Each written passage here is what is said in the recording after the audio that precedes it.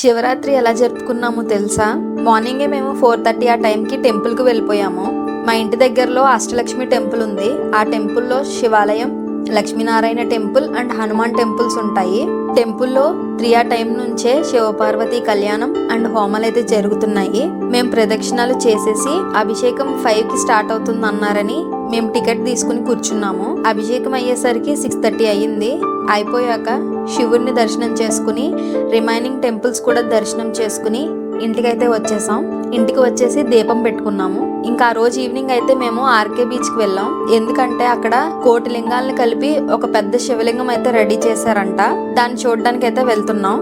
ఆ పెద్ద శివలింగాన్ని చూడడానికి అలా కనిపించదు, కానీ ఒక్కొక్క చిన్న లింగం పైన 3600 చిన్న శివలింగాలను అయితే చెక్కారంట. అలా 3000 లింగాలతో కలిపి ఒక పెద్ద కోటి లింగాన్ని అయితే రెడీ చేశారు. అండ్ అక్కడ అలానే జాగరణ చేసే వాళ్ళ కోసం శివుడు పాటలు, ఇంకా దేవుడి సాంగ్స్ తో డాన్స్లు, అలా చాలా అయితే అరేంజ్మెంట్స్ చేశారు. అండ్ అక్కడ చాలా food stalls and shopping items కూడా ఉన్నాయి.